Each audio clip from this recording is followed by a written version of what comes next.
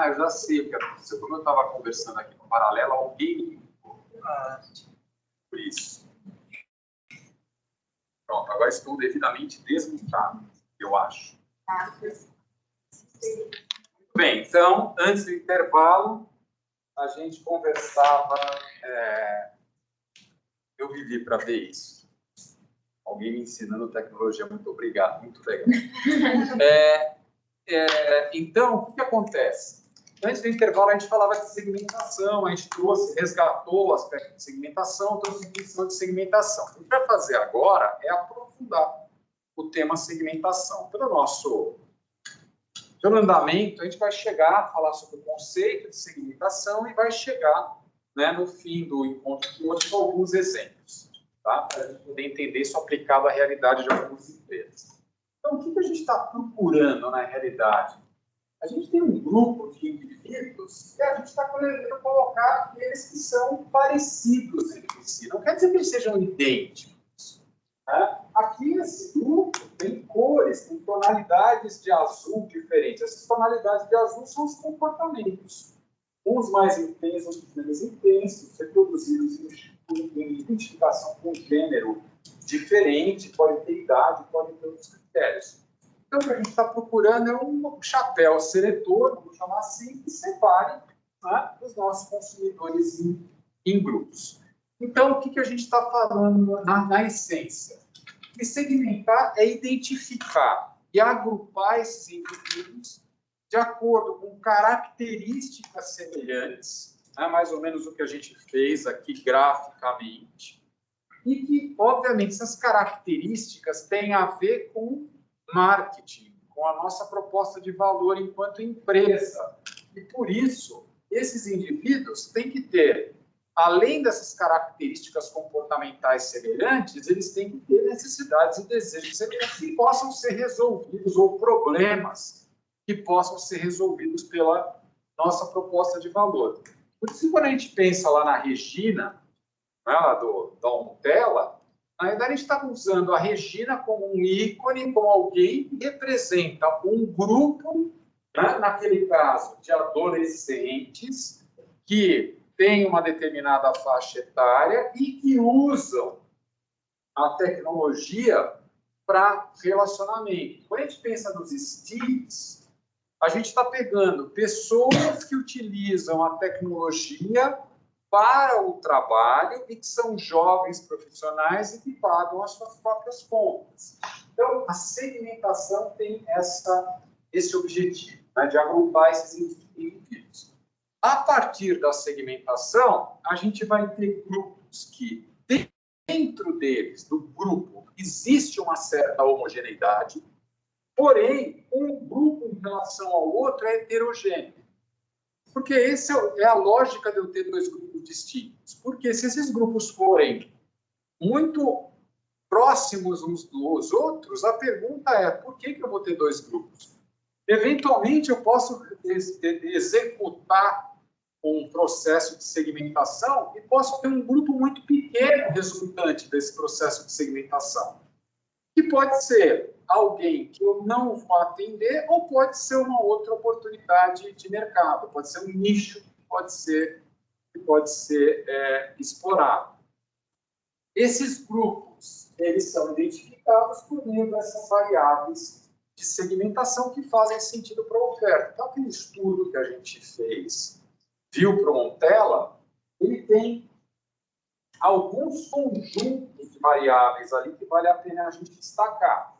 Primeiro, sempre a gente deve estar pensando em usar variáveis socioeconômicas demográficas. Não necessariamente para segmentar, mas sim para descrever o segmento. E a gente usar variáveis comportamentais, variáveis que têm a ver com os comportamentos ou com a utilização de soluções, para a gente segmentar pelo benefício procurado e não necessariamente pelas características de gênero. Certamente devem existir no segmento da Regina, devem existir os Antônios, né, que são jovens, só que aquilo foi personalizado numa menina. mas podia ter sido personalizado no menino.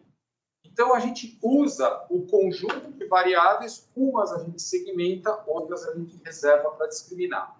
Cada vez mais, as segmentações de base comportamental e psicográficas, elas se tornam mais relevantes. Por quê? Separar entre menino e menina por faixa etária é muito simples. Agora, será que quando a gente pensa, por exemplo, no comportamento do jovem, será que faz diferença se a gente pensa em geografia? Será que um jovem de classe média no Brasil tem hábitos de uso de redes sociais muito diferente do jovem de classe média na Inglaterra, ou na França, ou na Ásia? Vocês acham que a variável nacionalidade ou país onde reside faria diferença nesse tipo de comportamento?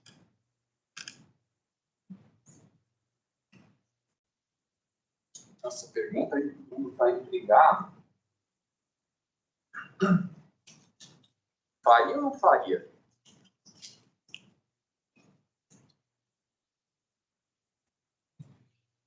Talvez não. Tem certos comportamentos que são globais. Você olha, inclusive, a comunicação de muitas dessas redes sociais, ela é a mesma.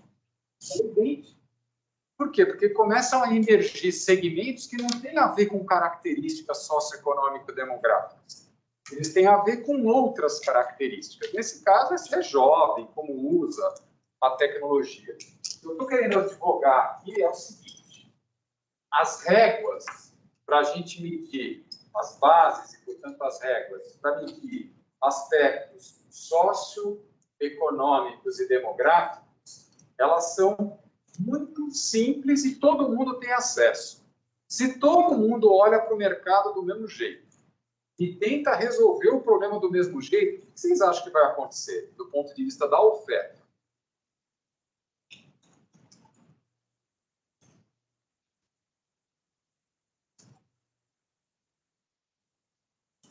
Vai ter inovação? Quê? Não vai ter inovação? Não vai ter inovação, não vai ter diferenciação. Se não vai ter diferenciação, qual vai ser o critério de escolha? Preço. Preço. Então, o olhar diferente, olhar a parte de comportamento, isso ajuda a identificar aspectos interessantes e, às vezes, muito pouco explorados dos consumidores. Vou dar um exemplo aqui. Aqui, para quem é de São Paulo, vocês conhecem a Vila Nova Conceição, é aqui perto, né? Certo? Aqui do lado. E o Jardim Anália Franco, vocês conhecem? Não? O Jardim Anália Franco é a Vila Nova Conceição da Zona Leste. Tá? Se você olhar por diversos critérios, tamanho de família, renda, tamanho do apartamento, etc., os dois lugares são muito parecidos do ponto de vista de renda, de demografia. Só que o comportamento de consumo é diferente. O pessoal da Vila Nova Conceição, por exemplo, tem muita gente que não é da região, que veio para cá. O pessoal, normalmente, do Jardim Anália Franco é gente do Tatuapé, ali da Zona Leste, que foi para o Jardim Anália Franco e que muitas vezes fica naquele entorno ali da Zona Leste. E acreditem se quiser, se você entrar no Pão de Açúcar, que tem aqui na Vila Nova Conceição, entrar no Pão de Açúcar, lá do Jardim Anália Franco, é evidente que não é tudo, mas tem coisas diferentes no sortimento, porque tem hábitos de consumo distintos.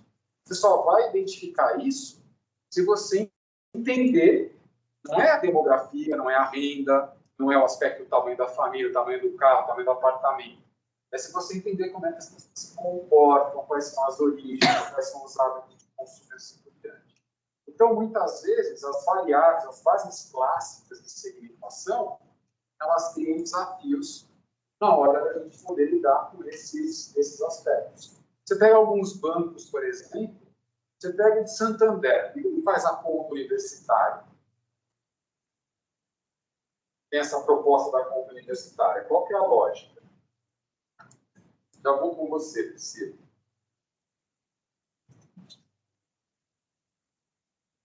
É de rentabilidade, será? Dá lucro?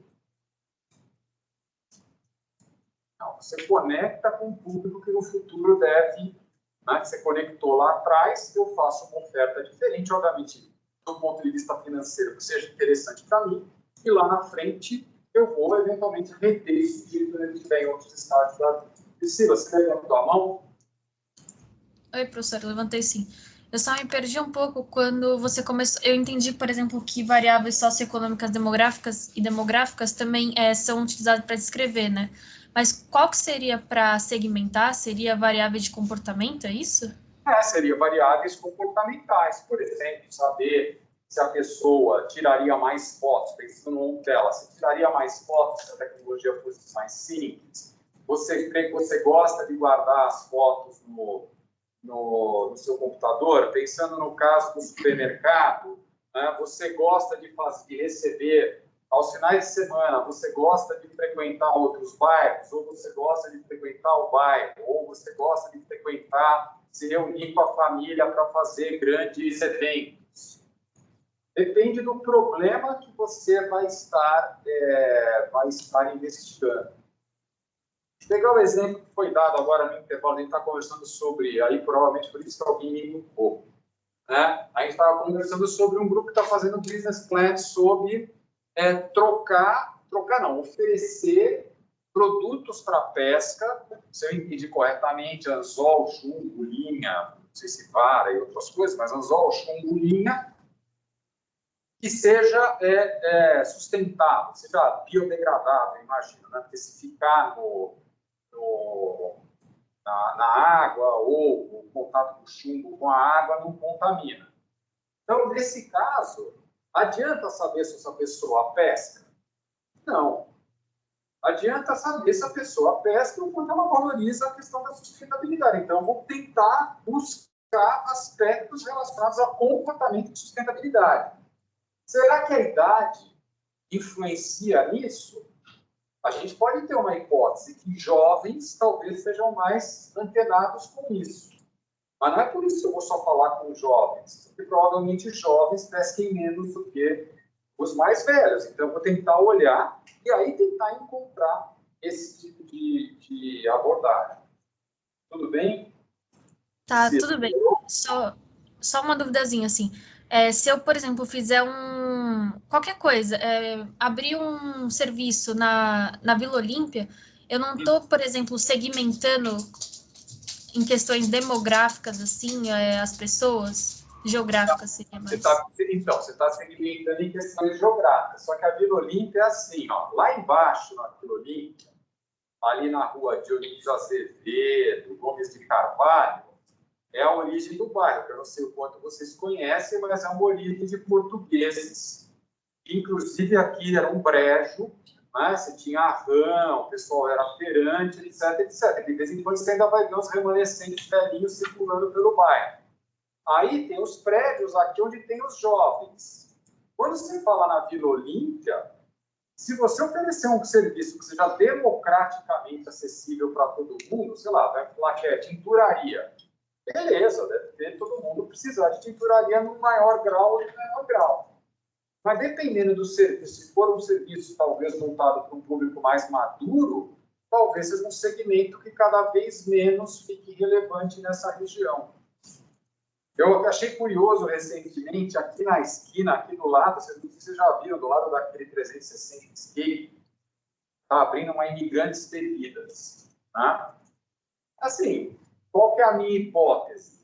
A minha hipótese é que começa a ter um adensamento universitário nessa região, né? E aqui pode funcionar como um polo também de distribuição para Moema, que é atravessando aqui do lado. Porque Imigrantes Bebidas tem outras instalações, tem lá Imigrantes, pelo próprio nome, a origem é lá na Imigrantes, e depois tem uma ou outra filial aí em outros lugares. Depois eu me pergunte por que eu não sei Imigrantes Bebidas, mas enfim, isso em outro ponto, sem gravação a gente pode falar a respeito. O fato é, de repente, a Imigrantes Bebida reconheceu que estar nesse lugar, por dados que tenha, possa dar um alcance diferente, porque é serviço de entrega de bebida, desde água até destilado, cerveja e tudo mais. Você, efetivamente, se abre um serviço dessa natureza, você pode estar usando um critério de segmentação geográfica.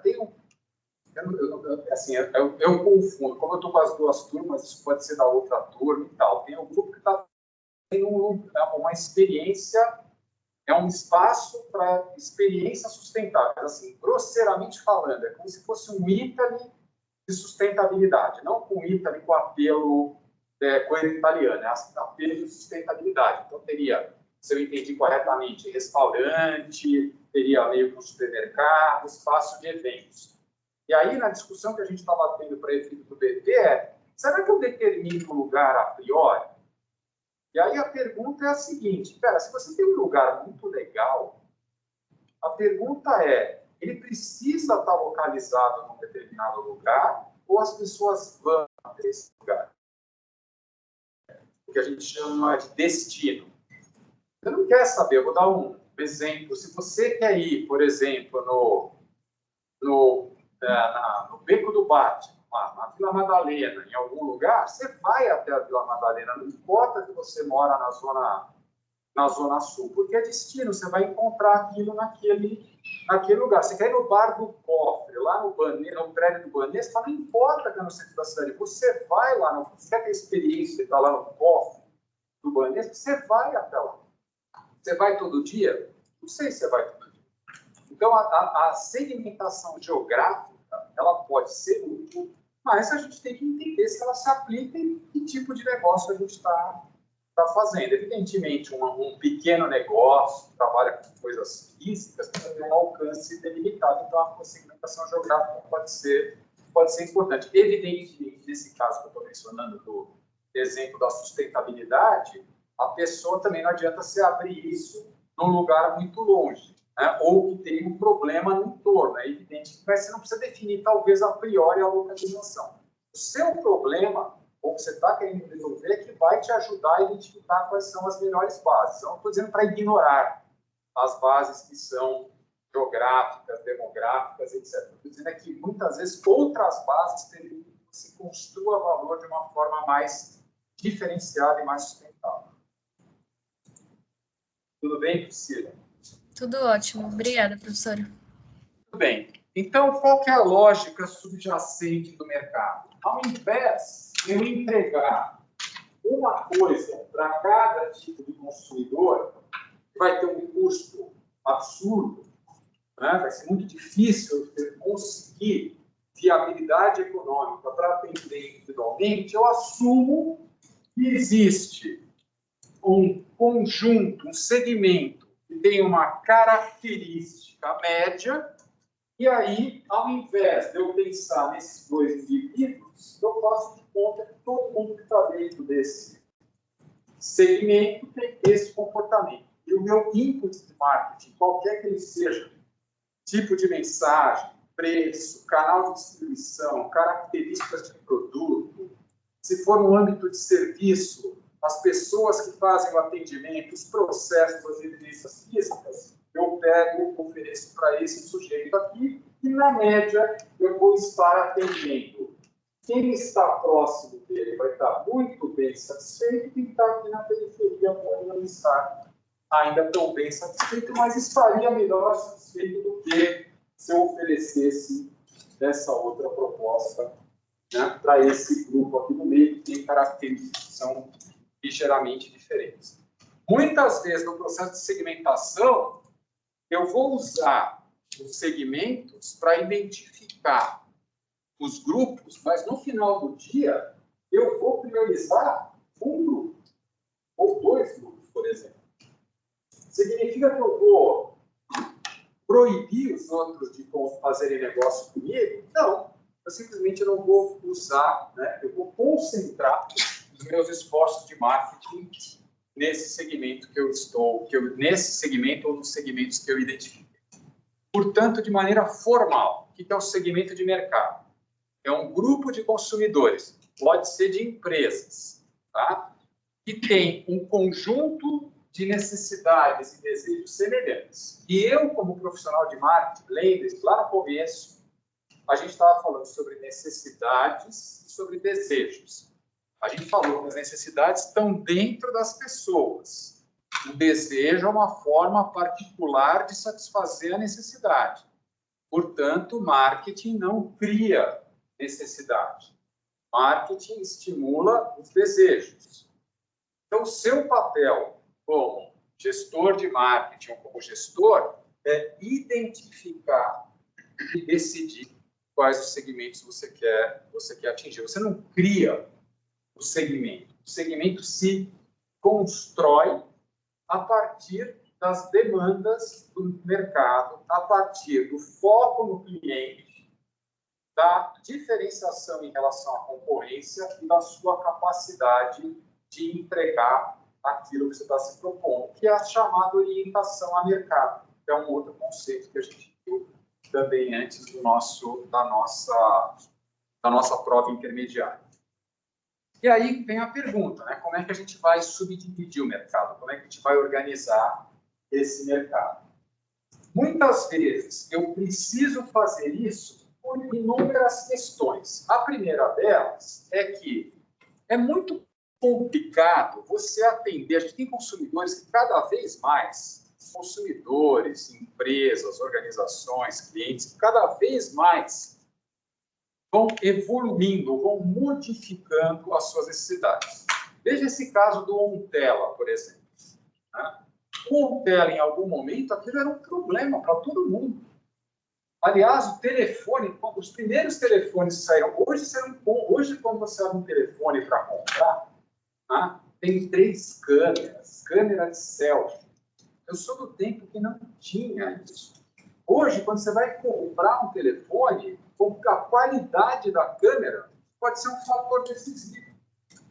E lá na frente vai ser o quê? Não sei. Né? Mas não estou falando de um horizonte de 50 anos. A gente está falando de um horizonte de 15, 20 anos. Em 20 anos, um negócio que era acessório virou, né? Importante e critério de discussão. A tecnologia está modificando muitas coisas. Então, muitas vezes, é muito difícil você fazer uma oferta que atenda a necessidade e desejo de todos os consumidores. Olha que coisas paradoxais, coisas que deixaram de ser relevantes voltaram a ser. Pega o segmento de vinil, disco de vinil. Disco de vinil, houve um tempo que só existia o disco de vinil. Aí apareceu o CD. O vinil vai acabar, etc, etc. Aí do CD veio o streaming. Aí agora você tem o streaming, aliás, os streaming, tá? Porque você pode escolher vários serviços, e começa a ter de novo o vinil, só que com outro posicionamento. Não é, obviamente, a mesma, eu vou ouvir música, agora vou ouvir por vinil. Não, você usa o streaming, mas tem gente que quer ter o disco físico, porque tem um encarte, tem características, etc., que é uma experiência nostálgica. Eventualmente, o valor não é o valor intrínseco ao disco, ao ouvir música. É a nostalgia de estar com o disco de vinil. É outro valor, e vai ver o preço. Mesmo preço quanto custa o disco de vinil. Né? Até comparando com o serviço de streaming, para ver que é um outro posicionamento, é uma outra proposta. Então, às vezes, é muito difícil. Eu fico imaginando se ele pegou, tinha fábrica de vinil, agora está desesperado para ele fazer vinil, porque tem um mercado interessante. As empresas, muitas vezes, não têm recursos suficientes para atender todos os segmentos. E aí, esse é um perigo. Eu quero ser bom para todo mundo. Talvez não seja bom para ninguém. Então, muitas vezes, é melhor você concentrar os seus esforços naqueles segmentos que podem ser mais relevantes, naqueles segmentos que têm mais fit esse mercado com o seu produto. Outro aspecto importante, muitas ofertas para resolver os mesmos problemas. Estou usando o termo, a questão do streaming. Olha a situação que a gente se depara hoje. Você quer fazer, né? Antigamente você estava lá, você tinha lá o Netflix, aí agora você tem Netflix, Amazon Prime, aí você tem a HBO Max, aí você tem o Disney Plus, aí você tem todo o Stars e Apple Plus. Aí daqui a pouco você precisa ter um super app dos apps, né, de streaming. E aí você vai começando a surgir, cada uma com um aspecto específico. Então, o conteúdo que você tem em uma, você não tem na outra, você tem que fazer escolhas. Então, o processo, as ofertas vão se multiplicando, vai aumentando a complexidade, e depois lá na frente talvez aconteça algum outro fenômeno. Alguns conteúdos estão em mais de um lugar, mas Aliás, se alguém depois tiver alguma dica de como você simplifica isso, me conta que eu estou interessado em saber. Tá? Eu não, de novo, por ignorância tecnológica, já vou olhar para minha guru, né, já resolveu 2, 3 problemas aqui tecnológicos, de repente tem uma solução. E a gente precisa reconhecer que também tem clientes que trazem valores diferentes à empresa. E aí eu preciso também, pensando de uma maneira concreta, e buscar aqueles clientes que vão trazer mais valor. A gente tem que pensar, sim, na visão, né, de pensar em todos os stakeholders, da gente pensar nesse capitalismo de stakeholders, mas, ao mesmo tempo, parte do nosso... A gente consegue fazer isso melhor se a gente conseguir ser rentável.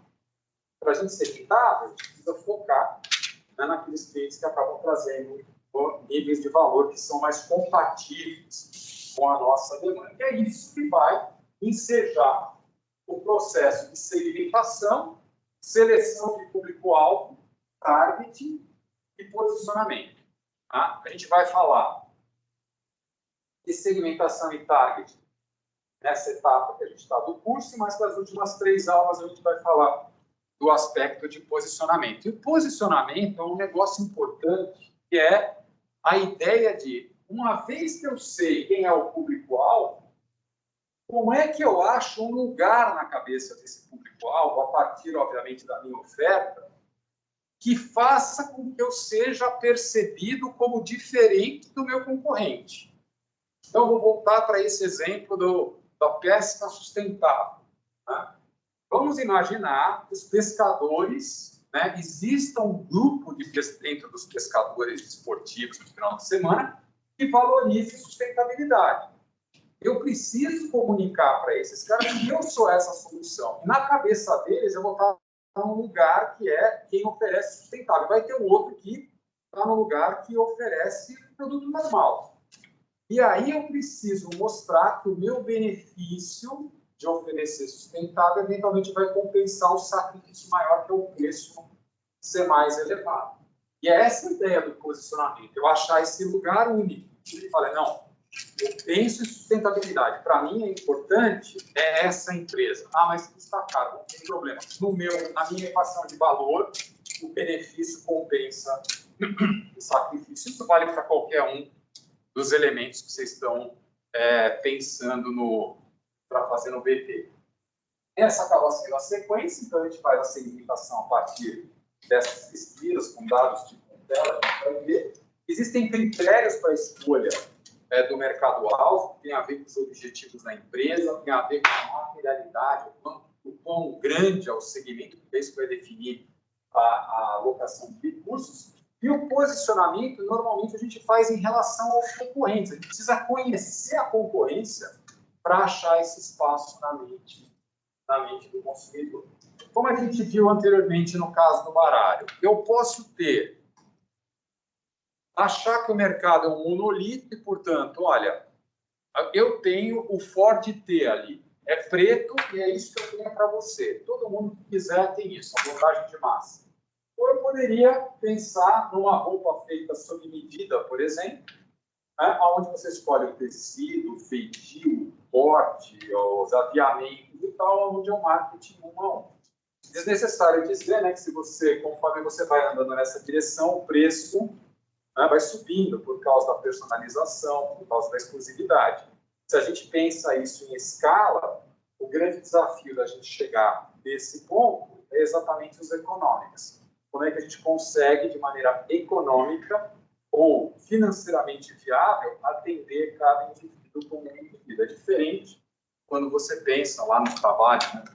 Talvez vocês não entendem, mas meu tempo é eterno com alfaiates. Né? Então, quando eu me formei, eu fui lá no alfaiate, comprava os planos, etc., ele media, tudo sob medida. Eu queria comprar o terno com 2 calças, porque você usa a calça gasta mais do que o paletó, de trabalhar de paletó.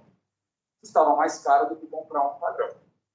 Mas era meu, era ajustado para mim, era feito para mim, com a minha cara. É de se esperar que eu pague, né, um prêmio por isso. E nesse sentido, no meio do caminho, a gente vai tendo grupos, né, que podem ser segmentos mais amplos, segmentos menores, que a gente pode chamar de nichos. Vou dar um exemplo aqui. Levanta a mão quem é canhoto. Aqui em casa, quem é canhoto? Levanta a mão.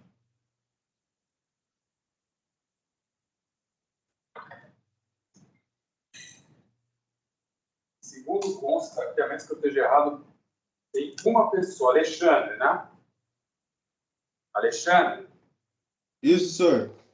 E aí, fala para mim como é que é a sua tesoura. Você usa que tesoura?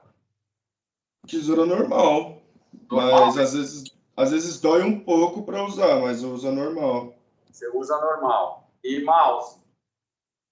Mouse, para falar a verdade, eu uso o mouse com a mão direita. Certo. E é confortável, então. Aham, é confortável. Beleza. Então, você já se adaptou com a oferta, mas tem produtos específicos, não tem? Tem produtos específicos para canhoto. Porque normalmente tem características diferentes. É uma oportunidade. Obrigado, Alexandre. Algumas pessoas se adaptam. Eu sou do tempo que se evitava isso. Sabe como é que se evitava isso? Amarra a mão esquerda e obriga a criança a escrever com a direita, está tudo bem. Vocês não... coisas que são hoje, que daria cadeia, e em outras épocas era normal, mas era mais ou menos isso. Né? Então, nesse sentido, quer dizer, você não se adapta ao mercado, você adapta o mercado à sua realidade, não funciona assim. Então, nesse sentido, tem uma oportunidade não atendida.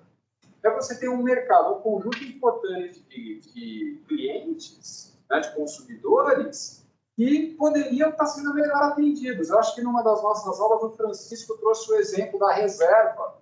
Lá no começo do semestre, o Francisco trouxe o exemplo da reserva, que estava lançando algumas roupas, né, com algumas facilidades para pessoas que tivessem algumas questões motoras. E isso a gente até foi ver depois, a gente até compartilhou, se não me falha a memória, no chat, o tamanho desse mercado. E às vezes passa desapercebido, a gente não presta atenção.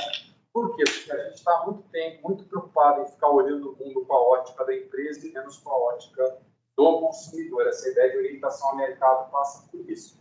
Então, a gente pode ter, desde pensar num grande monolito, um exemplo que é, até para trazer a questão do setor público, o próprio setor público precisa pensar em segmentação. Pensa na base nacional curricular. Tem características diferentes ao longo dos estados. E a base nacional curricular ela serve tanto para a escola privada quanto para a escola pública. Então, nesse sentido, na hora que você constrói uma base nacional no país que tem o Brasil, eu preciso levar em questão diferenças regionais. Então, no setor público, o SUS, né, que agora todo mundo, né, quem nunca usou na vida, como era o meu caso, todo mundo acabou usando o SUS agora com o negócio da vacina. E o SUS é assim, se você é alto, é baixo, menina, azul, amarelo, rico, pobre, o SUS é daquele jeito. É diferente quando você pega na mesma indústria um plano de saúde, que aí tem o nível executivo, o nível executivo top, o nível supremo e tal, e que aí vai mudando a rede credenciada, você pode escolher o nível de reembolso, etc, etc, etc. Então, nesse sentido, existem inúmeras oportunidades de mercado. Outro exemplo, e aqui eu quero fazer um disclaimer, porque eu vou usar esse exemplo, e isso não quer dizer que essa empresa seja boa, seja ruim, ou que ela seja um exemplo. É um exemplo para didático. A Prevent Senior é uma empresa que, num momento dado do tempo, identificou uma situação bem complexa. Conforme você vai ficando mais velho, o custo do seu plano de saúde vai subindo de uma maneira muito significativa. E a cada virada de faixa de 5 anos, até os 59, se não me engano, ele dá uns saltos malucos. De tal maneira que não é muito absurdo você imaginar que uma pessoa de 59 anos, num plano bem top, não vai pagar ali 7, 8, 10 mil reais por mês de plano de saúde. Você vai fazendo conta para outras. Só que conforme você vai ficando mais velho, a sua renda, se você não tomou muitos cuidados antes, ela acaba declinando. E aí você tem um problema, o custo subindo e a renda caindo. E é um problema, porque que sacrifícios você vai fazer? O Prevent Senior identificou que tinha esse problema, E os outros planos de saúde? Esse é um público que dá mais custo do que receita, porque você vai ficando também mais velho, o corpo vai cobrando tudo que você aprontou quando você era jovem, etc. E aí você vai gastando mais. Eles acharam um jeito de atender esse público de maneira eficiente. Tá? E aí, você vê, a empresa cresceu, tem um número grande de pessoas que têm o plano, que são beneficiários. De beneficiários, inclusive entraram em outras faixas etárias. O início da faixa etária original era 54 anos, e encontraram um modelo de negócio. Estou contando essa história, vai até antes da pandemia, daí já fez da pandemia e depois tem outras questões que estão acontecendo. Mas é um exemplo de você pegar uma necessidade mal atendida, uma oportunidade de negócio. Agora estão surgindo, por exemplo, as health techs, são algumas iniciativas aí com tecnologia, exatamente porque existe toda essa tensão na questão de planos de saúde. E, portanto, existe uma oportunidade aí a tentar ser explorada. Então, a gente divide os mercados em grupos menores por duas razões. A gente quer entender o mercado e, entendendo o mercado, definir aonde a gente vai apostar as nossas fichas. Se eu tenho 10 dinheiros e eu tenho 10 segmentos, pode não ser uma boa ideia colocar um dinheiro por segmento. Eu deveria, talvez, identificar o segmento e colocar os 10 dinheiros nesse segmento.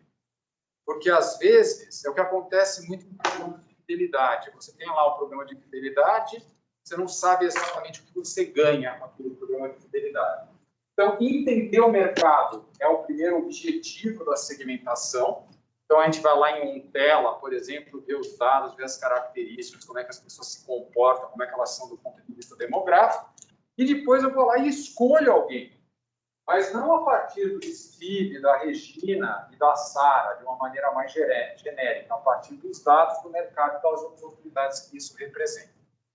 Então, no caso do Sense Making, a gente vai entender a complexidade do mercado, organizar esse mercado em grupos, e a gente vai alocar o mercado de acordo, alocar os nossos recursos, seja de desenvolvimento de produto, seja de oferta, né, desses consumidores para as necessidades e seus desejos. Então, eu vou dar um exemplo recente. Você já ouviu falar no Pão de Açúcar Fresh? O Pão de Açúcar acabou de anunciar recentemente, abriu em São Caetano do Sul, uma loja só de produtos frescos, produtos perecíveis. O que ele está imaginando? Ele está imaginando que tem um segmento cada vez mais importante da sociedade procurando produtos frescos. Ele está observando que várias dessas empresas, tipo Hortifruti, Natural da Terra, estão crescendo. Então, ele resolveu alocar recursos para a criação de uma marca, de uma bandeira chamada Pão de Açúcar Fresh. Então, olhou para o mercado, viu o crescimento dessas categorias e o crescimento da concorrência e resolveu ajustar a sua proposta de valor. Se eu entendo, né, o mercado adequadamente, eu posso entender esse mercado, portanto, trazer maior retenção, porque eu consigo identificar quais são os desafios e quais são as demandas desse mercado, tenho oportunidades para crescer, rentabilizo mais, porque entendendo o consumidor, eu posso manter esse consumidor, esse cliente por mais tempo e não perdê-lo. Então, a gente pensa, por exemplo, caso Starbucks. Né? Caso Starbucks, a gente discutiu, certo? Às vezes eu confundo com Marketing 2. Marketing 2 são outros casos. Starbucks, certo? A gente, ao entender o consumidor, o jeito que ele estava se comportando, a gente identificou qual é o segmento novo que estava chegando. Pessoal mais jovem. Pessoal mais jovem que tinha, não, melhor entender, pessoal mais jovem que buscava no café outras coisas diferentes do consumidor tradicional de Starbucks. Por essa razão, né, conseguimos fazer ofertas mais efetivas ali, tentar melhorar a experiência dentro do ponto de venda e buscando uma maior retenção, que a gente viu no caso do Starbucks, que os clientes que ficavam mais tempo com a empresa traziam mais rentabilidade. E aí, se a gente consegue fazer esse alinhamento, a gente tem maior probabilidade de dominar o segmento de uma ferramenta. A segmentação, ela precede a seleção do mercado-alvo, e por essa razão ela é uma ferramenta que ajuda a gente na direção de escolher qual consumidor a gente vai tratar. Então, vamos ver isso do ponto de vista prático. Antes da gente entrar nesses exemplos, eu queria saber se tem alguma dúvida, se tem alguma pergunta aqui em sala e fora de sala. Não? Essa é aquela hora pavorosa, né? Quando você faz essa pergunta, ninguém tem pergunta, das duas, ou foi super claro, ou ninguém entendeu nada. Uma primeira hipótese é refutada by design, aí fica sempre aquela dúvida. O que eles e elas não estão me dizendo, me perguntando o que deveriam fazer. Mas, se tiverem essas perguntas, por favor, me interrompam para eu poder tentar responder. Muito bem, então vamos pegar esse exemplo aqui. Segmentação típica do setor de bancos. Né? Quais são os critérios de segmentação? Qual é o primeiro critério de segmentação que aparece aqui? Renda. É Renda. Esse é o segundo, pessoa física e jurídica. É a natureza do cliente primeiro, pessoa física e pessoa jurídica. Eu poderia ser um operador especializado em pessoa física, um outro que é especializado em pessoa jurídica. Aliás, alguns bancos até surgiram assim e acabaram se desenvolvendo em outros segmentos. Então, o primeiro critério, pessoa física e pessoa jurídica. Dentro de pessoa física e pessoa jurídica, renda para pessoa física e a proxy de renda, que é faturamento para as empresas. O que significa na prática isso? O que a empresa, ao ter um segmento chamado cliente especial, que tem uma renda, esses valores aqui estão meio vazados, mas uma renda maior que 350 e menor que 1.300, o que significa do ponto de vista prático a empresa ter essa informação e ter clareza com relação a isso? O que significa que ela vai fazer? Ela atende ou não atende esse cliente?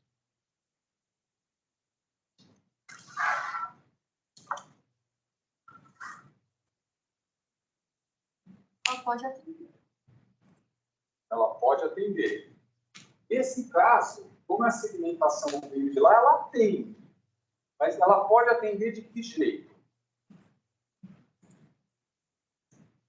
Serviços diferentes. Serviços diferentes. Muito provavelmente, muito menos serviço do que esse outro sujeito aqui. Por quê? Porque o tipo de valor que esse cliente pode entregar é menor do que esse. Então, para esse segmento aqui, muito provavelmente eu vou ter plataformas digitais, não vou ter conta na agência, não vou ter uma série de custos. Para esse outro que está aqui em cima, que é uma renda acima de 4.000, de acordo com esse critério, para esse aqui, aí eu vou ter gerente, eventualmente vou ter um analista que investe. Para o cara do private, investimento acima de 1 milhão, esse, então, se quiser me ligar domingo às 3 da tarde, não tem problema, eu vou lá visitá-lo para resolver esse problema. Quando a gente tem, no caso de pessoa jurídica, a pessoa jurídica pode precisar de produtos diferentes. Então, pequena empresa é mais capital de giro, talvez empresas de faturamento. As grandes empresas são muito mais linhas de crédito para expansão e tudo mais. Então, ao segmentar, eu consigo construir uma proposta de valor que seja ajustada ao que o cliente busca, mas que também, ao mesmo tempo, consiga transformar numa oferta que seja rentável. Então, tipicamente, mas essa base aqui são bases puramente sociodemográficas, econômico-demográficas. É renda e tipo e característica. É como se fosse segmentar em consumo, como se fosse segmentar por renda e por idade, por exemplo, por gênero. E vejam que tem a sua utilidade.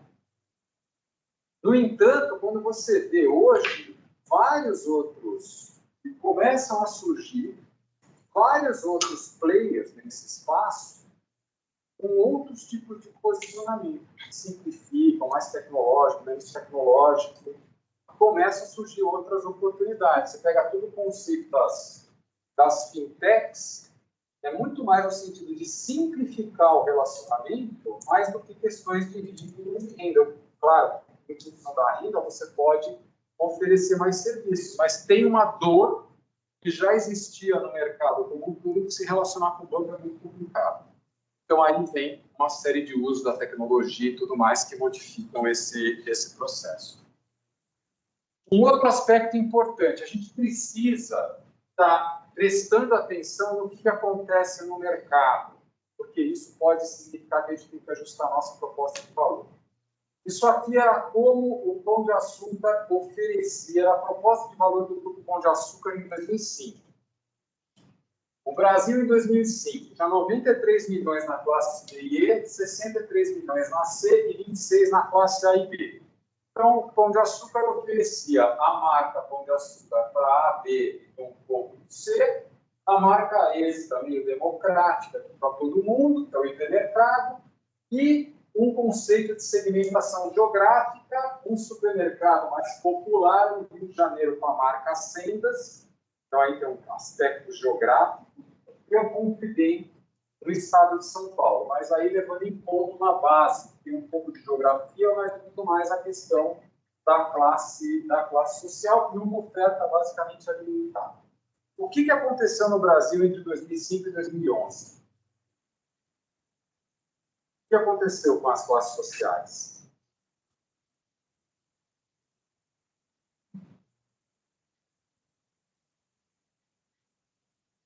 Ninguém se lembra? Eram nascidas, pequenos, mas eram. O Brasil teve um crescimento importante de mobilidade social. A classe D e E caiu para metade, a classe C e D cresceu 40%, 40% não, mais, até 50%, a classe A e B cresceu também 50%. Aí a pergunta é, será que a minha proposta de valor, será que a minha oferta, ela é compatível? A empresa entendeu que não, em 2011 ela tinha esse tipo de oferta. Ela passou a oferecer mais negócios de eletroeletrônicos, uma compra, Casa Bahia, Ponto Frio, chegou a marca Extra e criou outras alternativas, fez o atacarejo aqui, comprou o açaí e também a marca Pão de Açúcar. Ou seja, uma mudança no contexto implicou numa mudança no ajuste da proposta de valor na forma como a empresa entendia que o mercado estaria segmentado e por essa razão quis explorar essas alternativas. Então, esses dois exemplos, ainda que as bases de segmentação sejam as bases de segmentação, vamos chamar assim, mais clássicas, mais básicas, renda, tipo de característica, etc., eles mostram, de certa maneira, a importância da gente ter esse mapeamento. Aí a gente vai passar na aula que vem, mostrar exemplos de business, para a segmentação em business to business, que é uma segmentação que é um pouco mais técnica, e depois a gente vai avançar, inclusive, com algumas segmentações mais comportamentais. De tal sorte que eu acredito que na quarta-feira da semana que vem a gente deve começar com a parte analítica.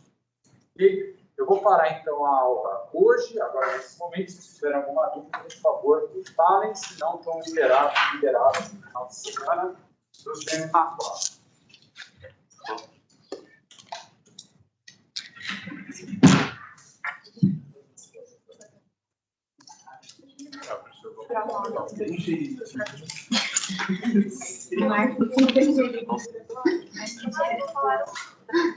Obrigada.